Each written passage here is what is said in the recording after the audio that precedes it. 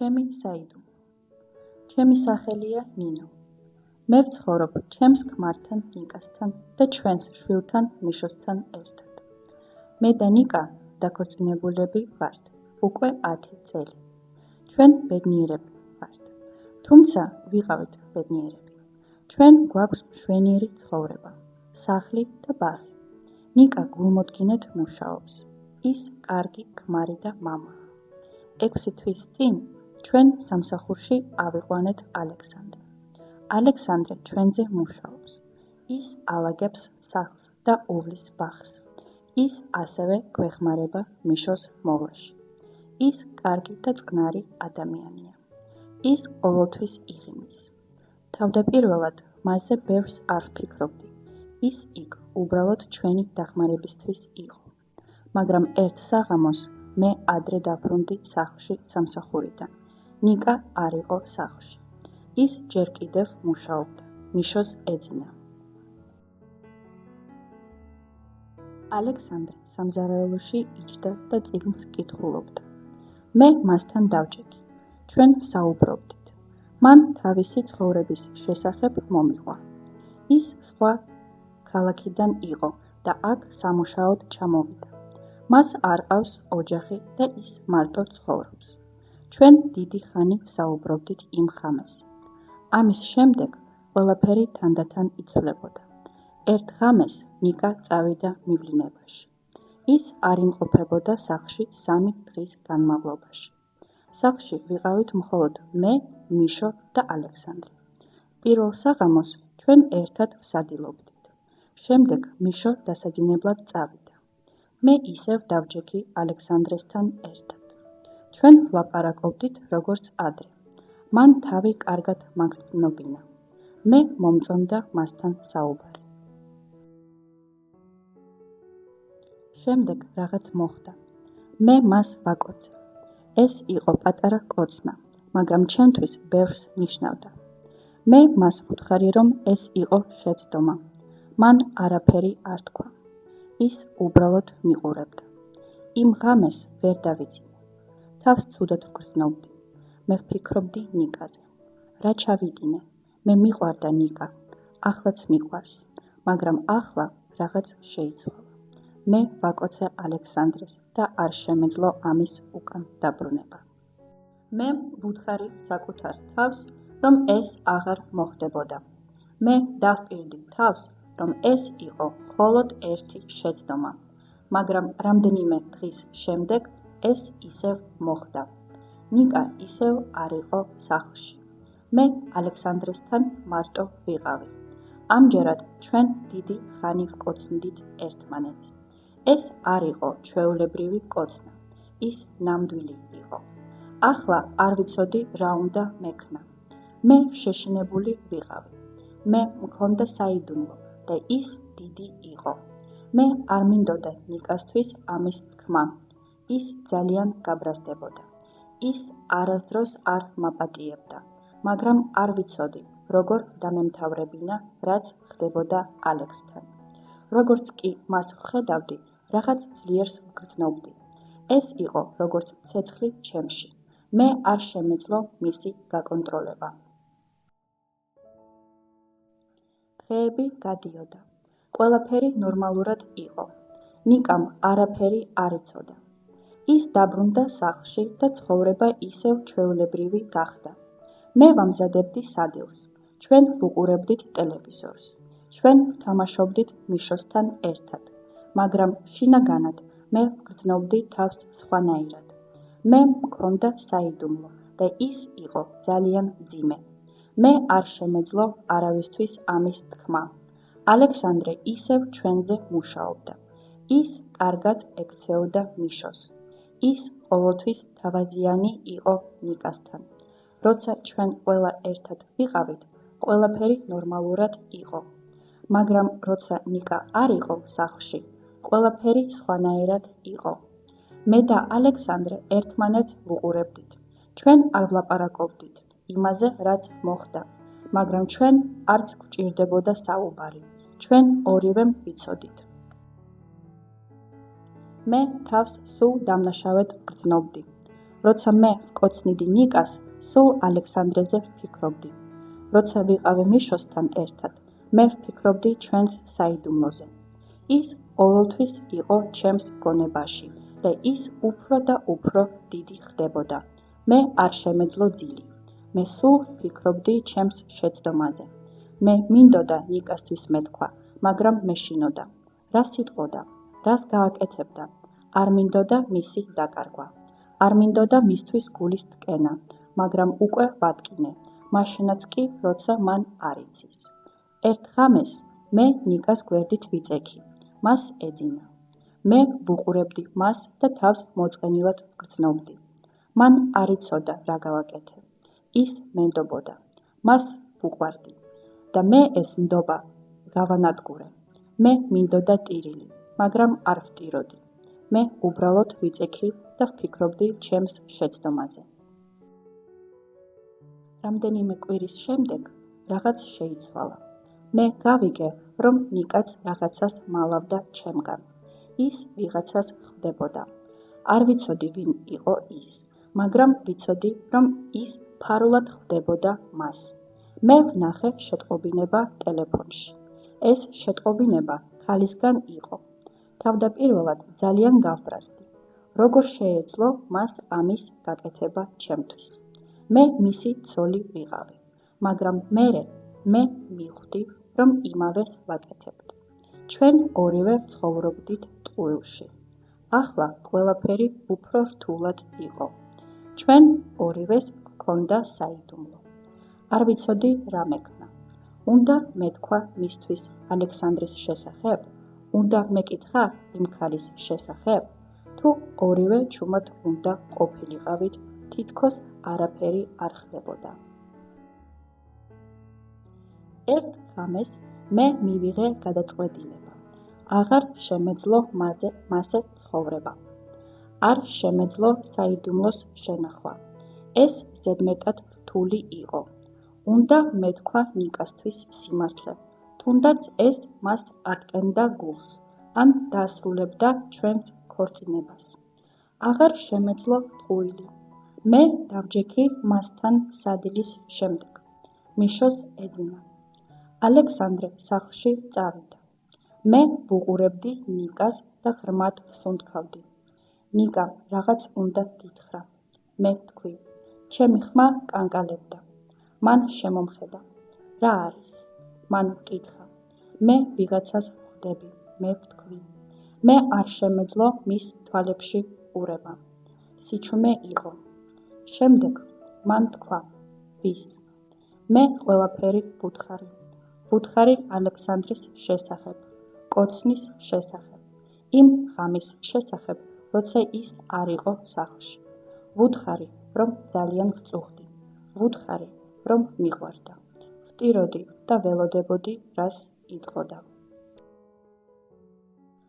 თავდაპირველად ნიკამ არაფერი არ თქვა. ის უბრალოდ იჯდა და მიყურებდა. არ ვიცოდი, რაზე ფიქრობდა. მეშინოდა, რომ წავიდოდა. მეშინოდა, რომ ყვირილს დაიწყებდა. მაგრამ ის არ ყვიროდა. საბოლოოდ მან საუბარი დაიწყო. მეც ვიღაცას ვხვდები, მან თქვა. ახლა ჩემი ჯერი იყო ჩუმად ყოფნის. არ ვიცოდი რა მეთქვა. ეს დაიწყო რამდენიმე თვის წინ, მან თქვა. არ მეგონა, რომ ეს მოხდებოდა, მაგრამ მოხდა ბოდიში. ჩვენ მანდ ვისხედით და არ ვიცოდით რა გვექნა. ჩვენ ორივემ დავუშვით შეცდომა. ორივემ ვატკინეთ ერთმანეთს, მაგრამ ახლა ყველაფერი გაირკვა. აღარ იყო საიდუმლო. ჩვენ საუბარი გადავწყვიტეთ. ნამდვილი საუბარი. ჩვენ ვსაუბრობდით ჩვენს ქორწინებაზე, ჩვენს შეცდომებზე, იმაზე, რაზეც გვინდოდა. ეს არ იყო მარტივი, მაგრამ ორივემ ვიცოდით, რომ ერთმანეთი გვიყვარს. ჩვენ არ გვინდოდა ქორწინების დასრულება. ჩვენ გვინდოდა ყველაფრის გამოსწორება. შემდეგ დღეს ჩვენ რაღაც შევცვალეთ. ჩვენ გავუშვით ალექსანდრე. ეს არ იყო მარტივი, მაგრამ ეს სწორი იყო. ჩვენ ასევე გადავწყვიტეთ ქორწინების კონსულტანტთან წასვლა. ჩვენ ვიცოდით, ამას დრო დასჭირდებოდა, მაგრამ ჩვენ გვინდოდა ყველაფრის გამოსწორება. გავიდა თვეები და ყველაფერი ნელ-ნელა უკეთესდებოდა. მე და ნიკა მუშაობდით ჩვენს ქორწინებაზე.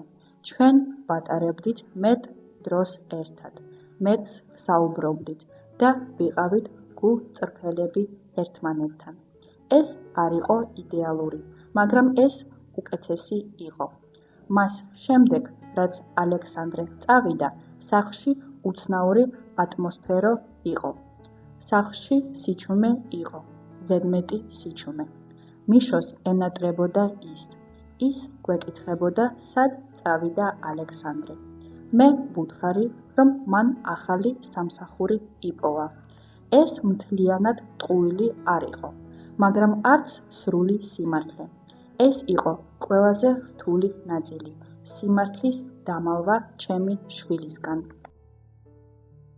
მე და ნიკა დავდიოდით ქორწინების კონსულტანტთან კვირაში ერთხელ.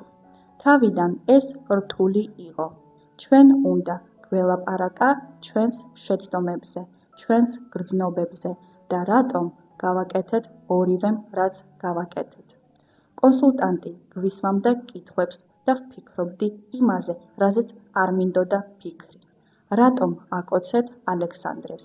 კონსულტანტმა მკითხა. არ ვიცოდი როგორ მეპასუხა.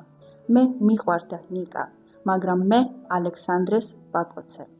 რატომ გავაკეთე ეს? კონსულტანტს ვუთხარი, რომ მარტოდ ვგრძნობდი თავს. ნიკა სულ მუშაობდა, ის სულ დაკავებული იყო. მე ვგრძნობდი, თითქოს ჩვენ ცალკე ცხოვრებით ვცხოვრობდით. ალექსანდრემ თავი განსაკუთრებლად მაგზნობინა. ნიკას გული ეტკინა, როცა ეს ვთქვი, მაგრამ ეს სიმართლე იყო. ჩვენ ორივეს უნდა მოგვესმინა სიმართლე. ნდობა რთული რამეა. აღსადგენად, როცა ნიკას ვუთხარი ალექსანდრეს შესახებ, ის აღარ მენდობოდა ისე როგორც ადრე. მან არ თქვა ეს ხმამაღლა, მაგრამ მე ეს ვიგრძენი. თუ სახლში გვიან მოვდიოდი, ის მეკითხებოდა, სად ვიყავი. თუ ტელეფონში ვიყავი, ის სხვანაირად მიყურებდა და მე არ შემეძლო მისი დადანაშაულება. არც მე ვენდობოდი მას სრულად, მას შემდეგ, რაც გავიგე სხვა ქალის შესახებ. კონსულტანტმა თქვა, რომ ნდობას დრო სჭირდება. მან თქვა, რომ მომთმენი უნდა ვიყოთ. მე მინდოდა ყველაფრის უკან დაბრუნება, მაგრამ ვიცოდი, ამას დრო სჭირდება.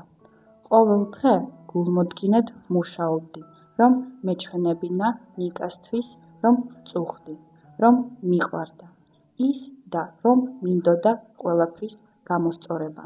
ნიკაც იმავეს აკეთებდა. მან დაიწყო სახლში სამსახურიდან ადრე დაბრუნება.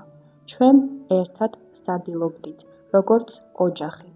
ჩვენ ვატარებდით დასვენების დღეებს ერთად და ვსეირნობდით პარკში მიშოსთან ერთად, ან ვუყურებდით ფილმებს სახლში. ეს არ იყო ადვილი, მაგრამ ჩვენ ვცდილობდით. ერთხელ მე ვკითხე ნიკას იმ ქალის შესახებ, ვისაც ის ხვდებოდა. მანამდე არ ვკითხულობდი, იმიტომ რომ მეშინოდა პასუხის, მაგრამ ახლა უნდა ვცოდნოდა. ვინ იყო ის? ვკითხე ერთხელ იმის შემდეგ, რაც მიშომ დაიძინა. ნიკა არაკომფორტულად იყო. მას არ უნდოდა ამაზე საუბარი, მაგრამ უნდა მომესმინა სიმართლე. მისი სახელია ლიზა, მან თქვა. ის ჩემს ოფისში მუშაობს. მე ტკივილი ვიგრძენი, როცა მისი სახელი გავიგე. არ მინდოდა მეტის გაგება, მაგრამ უნდა მეკითხა. ისევ ხვდები მას? არა, თქვა ნიკამ სწრაფად. ეს დამთავრდა მანამ, სანამ შენ მითხარი ალექსანდრეს შესახებ. ამან თავი ოდნავ უკეთ მაგრძნობინა, მაგრამ გული ჯერ კიდევ მტკიოდა. ნიკა ხვდებოდა მას სანამ მე ვიყავი სახლში და ვუვლიდი მიშოს და ვფიქრობდი, რომ ყველაფერი კარგად იყო. ეს უსამართლო იყო, მაგრამ მეც ხომ იგივე ვქენი. ჩვენ სიჩუმეში ვისხელით. შემდეგ ნიკამ ისევ დაიწყო ლაპარაკი. ბოდიში, ნინო, მე შეცდომა დავუშვი. მიყვარხარ, არ მინდა შენი დაკარგვა. მეც მიყვარხარ, მე ვთქვი. და მე მაგას გულისხმობდი. ჩვენ ორივემ დავუშვით შეცდომები, მაგრამ ორივეს გვინდოდა მათი გამოსწორება. დღეები გავიდა და ყველაფერი ნელ-ნელა გამოსწორდა. მე და ნიკამ ისევ დავიწყეთ ერთმანეთის ნდობა. ჩვენ მეტს საუბრობდით, მეტ დროს ვატარებდით ერთად და დავრწმუნდით, რომ არაფერს გმალავდით ერთმანეთისგან. ჩვენ ასევე ახალი წესები შემოვიღეთ ჩვენი ურთიერთობისთვის. თუ რაღაც გვაწუხებდა, მაშინვე ვსაუბრობდით მაგაზე. არანაირი საიდუმლო, არანაირი დამალვა. თავიდან ეს რთული იყო, მაგრამ ამან გამოასწორა ყველაფერი. მიშოც უფრო ბედნიერი იყო. ის აღარ გვეკითხებოდა ალექსანდრეს შესახებ. ის ბედნიერი იყო, რადგან ორივე მშობელი ერთად ატარებდა დროს მასთან. ჩვენ ვთამაშობდით, დავდიოდით ზოოპარკში და ვერთობოდით ერთად, როგორც ოჯახი. კარგი იყო ისევ ერთად ყოფნა. მაგრამ ჯერ კიდევ იყო რთული დღეები. ზოგჯერ ვფიქრობდი ალექსანდრეზე და თავს დამნაშავედ ვგრძნობდი. ზოგჯერ კი მაინტერესებდა, თუ ნიკა ფიქრობდა ლიზაზე. მაგრამ ჩვენ ამ ფიქრებს არ ვტოვებდით გონებაში. ჩვენ მათ ვიშორებდით და ვკონცენტრირდებოდით მომავალზე. 1 წლის შემდეგ ყველაფერი მოხდა. მე და ნიკა ერთად გავემგზავრეთ დასასვენებლად, მხოლოდ ჩვენ ორი. მიშო ჩემს დასთან დარჩა. მე და ნიკა ერთი კვირით წავედით პატარა ზღვისპირა ქალაქში. ჩვენ პირველად დავრჩით მარტო ამდენი ხნის შემდეგ. მოგზაურობა კარგი იყო ჩვენთვის. ჩვენ ვსეირნობდით სანაპიროზე, ვსადილობდით კარგ რესტორანში, ვსაუბრობდით ჩვენს მომავალზე. ჩვენ ორივეს გვინდოდა ერთმანეთთან დარჩენა. ჩვენ გვინდოდა, რომ ჩვენი ქორწინება ძლიერი ყოფილიყო. მოგზაურობის ბოლო ღამეს ნიკამ დამაკვირვა რაღაცით. მან ჯიბიდან გამოიღო პატარა ყუთი. მასში იყო ახალი საქორწინო ბეჭედი. მინდა რომ თავიდან დავიწყოთ, მან თქვა. ახალი ბეჭედი ახალი დასაწყისისთვის. მე ტირილი დავიწყე. ამას არ მოველოდი. ვფიქრობდი ყველაფერზე, რაც გამოვიარეთ, ყველა შეცდომაზე, ყველა ტკივილზე, მაგრამ ახლა გვაქვს შანსი დავიწყოთ თავიდან. მიყვარხარ ნიკა, მე ვთქვი. მეც მიყვარხარ ნინო. მან მიპასუხა. ჩვენ დავტოვეთ წარსული უკან და ვკონცენტრირდით მომავალზე. ეს არ იყო მარტივი, მაგრამ ეს ამას ხირდა. ახლა მე და ნიკა იმაზე ახლოს ვართ, ვიდრე ოდესღაც ვიყავით. ჩვენ ვისწავლეთ ჩვენი შეცდომებისგან და გავხდით ძლიერები. ჩვენი ქორწინება არაა იდეალური, მაგრამ ის ნამდვილია. ჩვენ ერთმანეთს ვენდობით და ერთმანეთისგან აღარ გვაქვს საიდუმლო. მიშო სწრაფად იზრდება. ის ბედნიერია. მას უყვარს ჩვენთან დროის გატარება. მას თითქმის არ ახსოვს ალექსანდრე და მე მიხარია ეს. მე მინდა, რომ ის გაიზარდოს სიყვარულით სავსე სახლში. ზოგჯერ წარსულზე ვფიქრობ, შეცდომებზე, რომლებიც ორივემ დავუშვით, მაგრამ ეს ფიქრები არ რჩება დიდი ხანი ჩემს გონებაში. ახლა ახალი ცხოვრება გვაქვს, უკეთესი ცხოვრება და მე მადლიერი ვარ მით. მე და ნიკა ზოგჯერ ისევ დავდივართ კონსულტანტთან.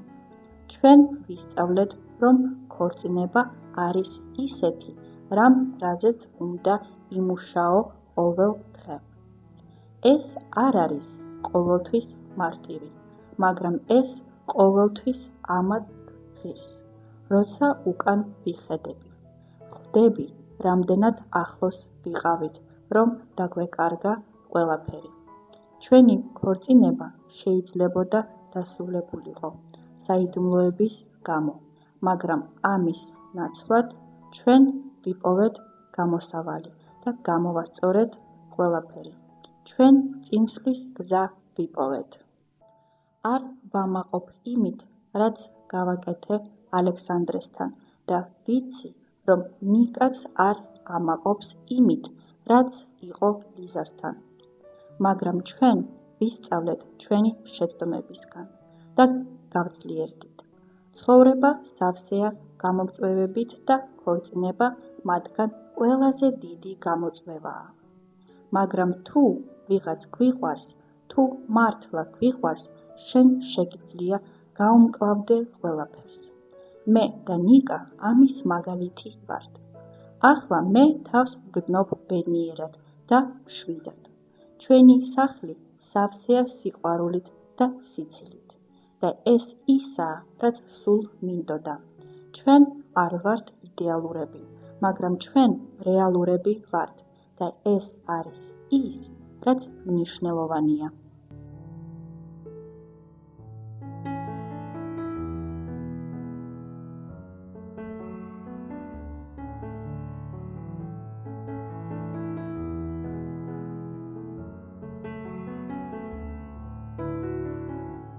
ჩემი საიდუმლო. ჩემი სახელია ნინო. მე ვცხოვრობ ჩემს ქმართან ნიკასთან და ჩვენს შვილთან მიშოსთან ერთად. მე და ნიკა დაქორწინებულები ვართ უკვე 10 წელი. ჩვენ ბედნიერები ვართ. თუმცა ვიყავით ბედნიერები. ჩვენ გვაქვს მშვენიერი ცხოვრება, სახლი და ბაღი. ნიკა გულმოდგინედ მუშაობს. ის კარგი ქმარი და მამაა. 6 თვის წინ ჩვენ სამსახურში ავიყვანეთ ალექსანდრე. ალექსანდრე ჩვენზე მუშაობს. ის ალაგებს სახლს და უვლის ბაღს. ის ასევე გვეხმარება მიშოს მოვლაში. ის კარგი და წყნარი ადამიანია. ის ყოველთვის იღიმის. თავდაპირველად მასზე ბევრს არ ვფიქრობდი. ის იქ უბრალოდ ჩვენი დახმარებისთვის იყო. მაგრამ ერთ საღამოს მე ადრე დაბრუნდი სახლში სამსახურიდან. ნიკა არ იყო სახლში. ის ჯერ კიდევ მუშაობდა. მიშოს ეძინა. ალექსანდრე სამზარეულოში იჯდა და წიგნს კითხულობდა. მე მასთან დავჭექი. ჩვენ ვსაუბრობდით. მან თავისი ცხოვრების შესახებ მომიყვა. ის სხვა ქალაქიდან იყო და აქ სამუშაოდ ჩამოვიდა. მას არ ყავს ოჯახი და ის მარტო ცხოვრობს. ჩვენ დიდი ხანი ვსაუბრობდით იმ ხამეს. ამის შემდეგ ყველაფერი თანდათან იცვლებოდა. ერთ ღამეს ნიკა წავიდა მივლინებაში. ის არ იმყოფებოდა სახლში 3 დღის განმავლობაში. სახლში ვიყავით მხოლოდ მე, მიშო და ალექსანდრე. პირველ საღამოს ჩვენ ერთად ვსადილობდით. შემდეგ მიშო დასაძინებლად წავიდა. მე ისევ დავჭექი ალექსანდრესთან ერთად. ჩვენ ვლაპარაკობდით როგორც ადრე. მან თავი კარგად მაგრძნობინა. მე მომწონდა მასთან საუბარი. შემდეგ რაღაც მოხდა. მე მას ვაკოცე. ეს იყო პატარა კოცნა, მაგრამ ჩემთვის ბევრს ნიშნავდა. მე მას ვუთხარი, რომ ეს იყო შეცდომა. მან არაფერი არ თქვა. ის უბრალოდ მიყურებდა. იმ ღამეს ვერ დავიძინე. თავს ცუდად ვგრძნობდი. მე ვფიქრობდი ნიკაზე. რა ჩავიდინე? მე მიყვარდა ნიკა. ახლაც მიყვარს. მაგრამ ახლა რაღაც შეიცვალა. მე ვაკოცე ალექსანდრეს და არ შემეძლო ამის უკან დაბრუნება. მე ვუთხარი საკუთარ თავს, რომ ეს აღარ მოხდებოდა. მე დავპირდი თავს, რომ ეს იყო მხოლოდ ერთი შეცდომა, მაგრამ რამდენიმე დღის შემდეგ ეს ისევ მოხდა. ნიკა ისევ არ იყო სახლში. მე ალექსანდრესთან მარტო ვიყავი. ამჯერად ჩვენ დიდი ხანი ვკოცნდით ერთმანეთს. ეს არ იყო ჩვეულებრივი კოცნა, ის ნამდვილი იყო. ახლა არ ვიცოდი რა უნდა მექნა. მე შეშინებული ვიყავი. მე მქონდა საიდუმლო და ის დიდი იყო. მე არ მინდოდა ნიკასთვის ამის თქმა. ის ძალიან გაბრაზდებოდა. ის არასდროს არ მაპატიებდა, მაგრამ არ ვიცოდი, როგორ დამემთავრებინა, რაც ხდებოდა ალექსთან. როგორც კი მას ვხედავდი, რაღაც ძლიერს ვგრძნობდი. ეს იყო როგორც ცეცხლი ჩემში. მე არ შემეძლო მისი გაკონტროლება. დღეები გადიოდა. ყველაფერი ნორმალურად იყო. ნიკამ არაფერი არ იცოდა. ის დაბრუნდა სახლში და ცხოვრება ისევ ჩვეულებრივი გახდა. მე ვამზადებდი სადილს. ჩვენ ვუყურებდით ტელევიზორს. ჩვენ ვთამაშობდით მიშოსთან ერთად. მაგრამ შინაგანად მე ვგრძნობდი თავს სხვანაირად. მე მქონდა საიდუმლო და ის იყო ძალიან მძიმე. მე არ შემეძლო არავისთვის ამის თქმა. ალექსანდრე ისევ ჩვენზე მუშაობდა. ის კარგად ექცეოდა მიშოს. ის ყოველთვის თავაზიანი იყო ნიკასთან. როცა ჩვენ ყველა ერთად ვიყავით, ყველაფერი ნორმალურად იყო. მაგრამ როცა ნიკა არ იყო სახლში, ყველაფერი სხვანაირად იყო. მე და ალექსანდრე ერთმანეთს ვუყურებდით. ჩვენ არ ვლაპარაკობდით იმაზე, რაც მოხდა, მაგრამ ჩვენ არც გვჭირდებოდა საუბარი. ჩვენ ორივემ ვიცოდით. მე თავს სულ დამნაშავედ ვგრძნობდი. როცა მე ვკოცნიდი ნიკას, სულ ალექსანდრეზე ვფიქრობდი. როცა ვიყავი მიშოსთან ერთად, მე ვფიქრობდი ჩვენს საიდუმლოზე. ის ყოველთვის იყო ჩემს გონებაში და ის უფრო და უფრო დიდი ხდებოდა. მე არ შემეძლო ძილი. მე სულ ვფიქრობდი ჩემს შეცდომაზე. მე მინდოდა ნიკასთვის მეთქვა, მაგრამ მეშინოდა. რა სიტყოდა, რას გააკეთებდა, არ მინდოდა მისი დაკარგვა. არ მინდოდა მისთვის გულის ტკენა, მაგრამ უკვე ვატკინე, მაშინაც კი, როცა მან არ იცის. ერთ ღამეს მე ნიკას გვერდით ვიწექი, მას ეძინა. მე ვუყურებდი მას და თავს მოწყენილად ვგრძნობდი. მან არ იცოდა რა გავაკეთე. ის მენდობოდა. მას ვუყვარდი და მე ეს ნდობა გავანადგურე. მე მინდოდა ტირილი, მაგრამ არ ვტიროდი. მე უბრალოდ ვიწექი და ვფიქრობდი ჩემს შეცდომაზე. რამდენიმე კვირის შემდეგ რაღაც შეიცვალა. მე გავიგე, რომ ნიკაც რაღაცას მალავდა ჩემგან. ის ვიღაცას ხვდებოდა. არ ვიცოდი ვინ იყო ის, მაგრამ ვიცოდი, რომ ის ფარულად ხვდებოდა მას. მე ვნახე შეტყობინება ტელეფონში. ეს შეტყობინება ქალისგან იყო. თავდაპირველად ძალიან გავბრაზდი. როგორ შეეძლო მას ამის გაკეთება ჩემთვის. მე მისი ცოლი ვიყავი, მაგრამ მერე მე მივხვდი, რომ იმავეს ვაკეთებდი. ჩვენ ორივე ვცხოვრობდით ტყუილში. ახლა ყველაფერი უფრო რთულად იყო. ჩვენ ორივეს გვქონდა საიდუმლო. არ ვიცოდი რა მექნა. უნდა მეთქვა მისთვის ალექსანდრის შესახებ? უნდა მეკითხა იმ ქალის შესახებ? თუ ორივე ჩუმად უნდა ყოფილიყავით, თითქოს არაფერი არ ხდებოდა. ერთ ღამეს მე მივიღე გადაწყვეტილება. აღარ შემეძლო მასე ცხოვრება. არ შემეძლო საიდუმლოს შენახვა. ეს ზედმეტად რთული იყო. უნდა მეთქვა ნიკასთვის სიმართლე, თუნდაც ეს მას ატკენდა გულს, ან დაასრულებდა ჩვენს ქორწინებას. აღარ შემეძლო ტყუილი. მე დავჯექი მასთან სადილის შემდეგ. მიშოს ეძინა. ალექსანდრე სახლში წავიდა. მე ვუყურებდი ნიკას და ღრმად ვსუნთქავდი. ნიკამ რაღაც უნდა გითხრა. მე ვთქვი, ჩემი ხმა კანკალებდა. მან შემომხედა. რა არის? მან მკითხა. მე ვიღაცას ხვდები, მე ვთქვი. მე არ შემეძლო მის თვალებში ყურება. სიჩუმე იყო. შემდეგ მან თქვა. ვის? მე ყველაფერი ვუთხარი. ვუთხარი ალექსანდრის შესახებ, კოცნის შესახებ, იმ ღამის შესახებ, როცა ის არ იყო სახლში. ვუთხარი, რომ ძალიან ვწუხდი. ვუთხარი, რომ მიყვარდა. ვტიროდი და ველოდებოდი, რას იტყოდა. თავდაპირველად ნიკამ არაფერი არ თქვა. ის უბრალოდ იჯდა და მიყურებდა. არ ვიცოდე, რაზე ფიქრობდა. მეშინოდა, რომ წავიდოდა. მეშინოდა, რომ ყვირილს დაიწყებდა. მაგრამ ის არ ყვიროდა. საბოლოოდ მან საუბარი დაიწყო. მეც ვიღაცას ხვდები, მან თქვა. ახლა ჩემი ჯერი იყო ჩუმად ყოფნის. არ ვიცოდი რა მეთქვა.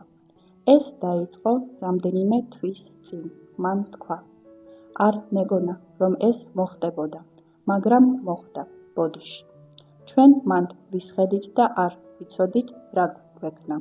ჩვენ ორივემ დავუშვით შეცდომა. ორივემ ვატკინეთ ერთმანეთს, მაგრამ ახლა ყველაფერი გაირკვა. აღარ იყო საიდუმლო. ჩვენ საუბარი გადავწყვიტეთ. ნამდვილი საუბარი.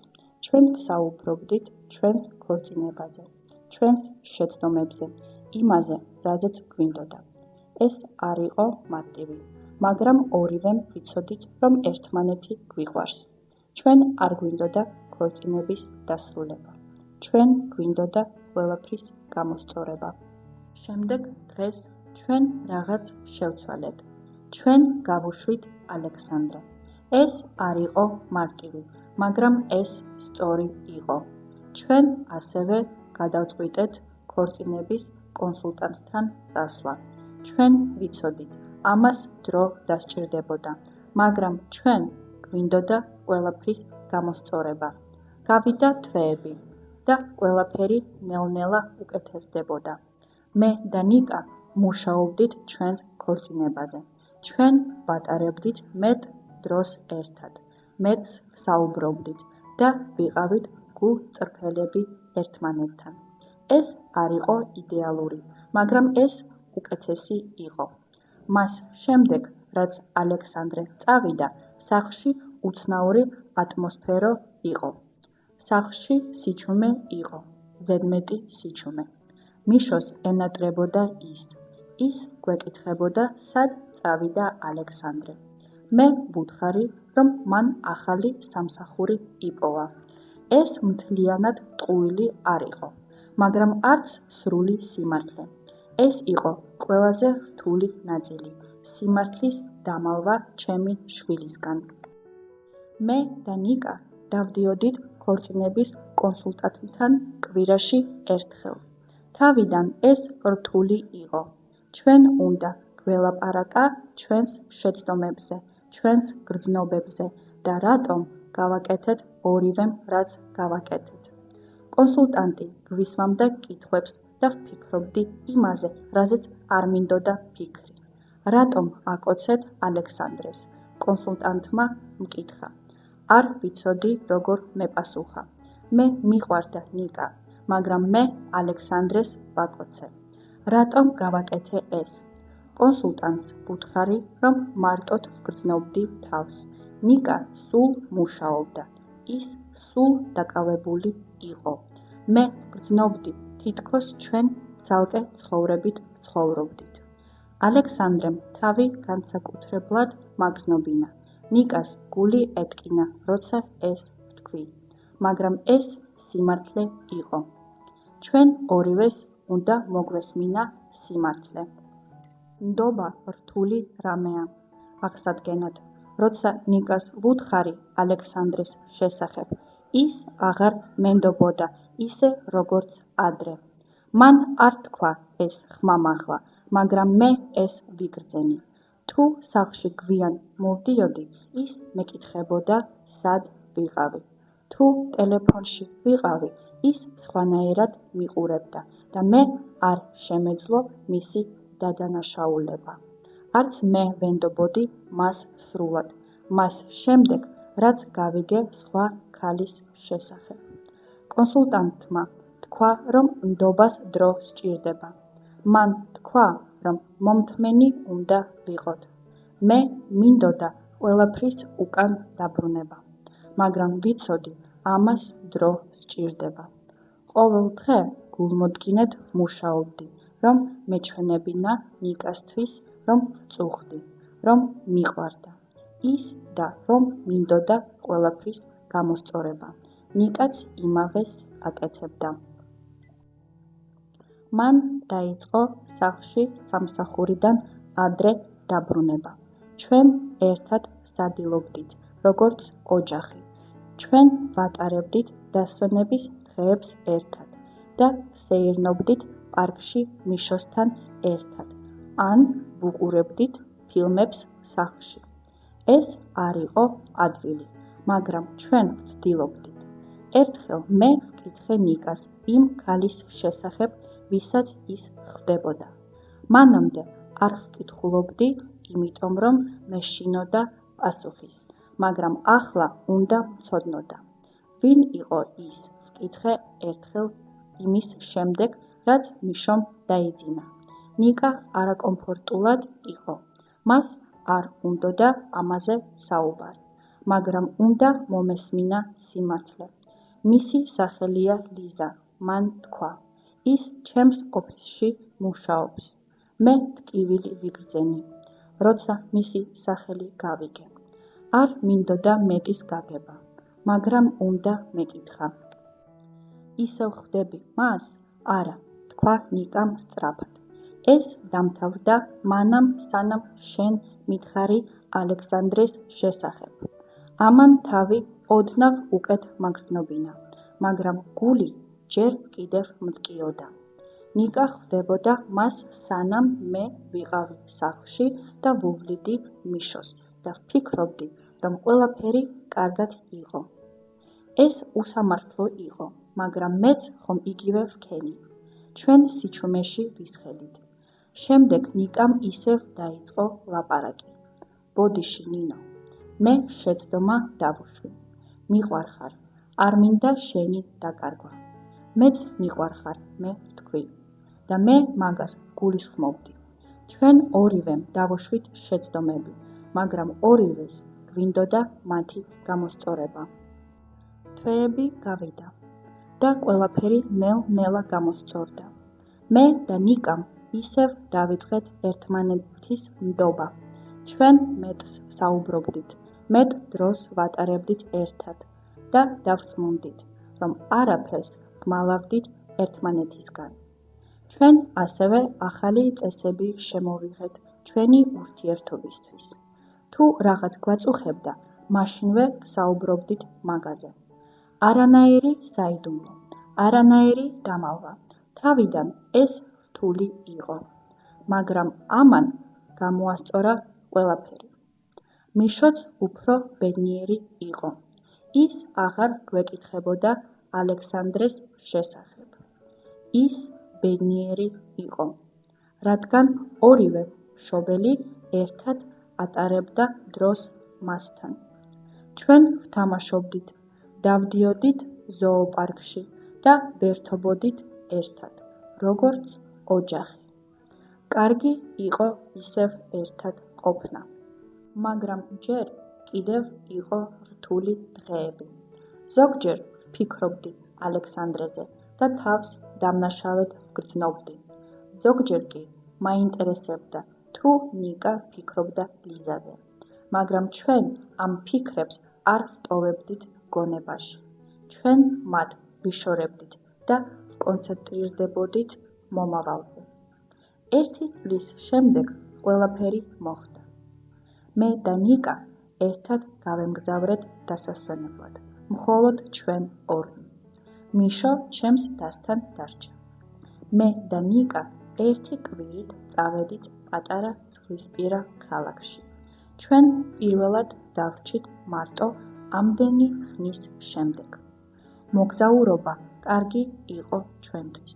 ჩვენ ვსეირნობდით სანაპიროზე, ვსადილობდით კარგ რესტორანში, ვსაუბრობდით ჩვენს მომავალზე.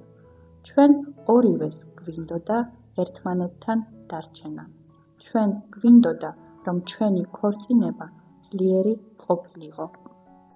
მოგზაურობის ბოლო ღამეს ნიკამ დამაკვირვა რაღაცით. მან ჯიბიდან გამოიღო პატარა კუთი. მასში იყო ახალი საქორწინო ბეჭედი. მინდა რომ თავიდან დავიწყოთ, მან თქვა.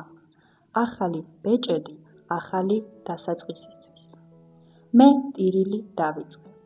ამას არ მოველოდი. ვფიქრობდი ყველაფერზე, რაც გამოვიარეთ, ყველა შეცდომაზე, ყველა ტკივილზე, მაგრამ ახლა გვაქვს შანსი დავიწყოთ თავიდან. მიყვარხარ ნიკა, მე ვთქვი. მეც მიყვარხარ ნინო. მან მიპასუხა. ჩვენ დავტოვეთ წარსული უკან და ვკონცენტრირდით მომავალზე. ეს არ იყო მარტივი, მაგრამ ეს ამას ხირდა. ახლა მე და ნიკა იმაზე ახლოს ვართ, ვიდრე ოდესღაც ვიყავით. ჩვენ ვისწავლეთ ჩვენი შეცდომებისგან და გავხდით ძლიერები. ჩვენი ქორწინება არაა იდეალური, მაგრამ ის ნამდვილია. ჩვენ ერთმანეთს ვენდობით და ერთმანეთისგან აღარ გვაქვს საიდუმლო. მიშო სწრაფად იზრდება. ის ბედნიერია. მას უყვარს ჩვენთან დროის გატარება.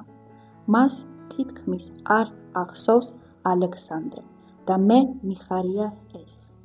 მე მინდა, რომ ის გაიზარდოს სიყვარულით სავსე სახლში. ზოგჯერ წარსულზე ვფიქრობ, შეცდომებზე, რომლებიც ორივემ დავუშვით, მაგრამ ეს ფიქრები არ რჩება დიდი ხანი ჩემს გონებაში. ახლა ახალი ცხოვრება გვაქვს, უკეთესი ცხოვრება და მე მადლიერი ვარ მით.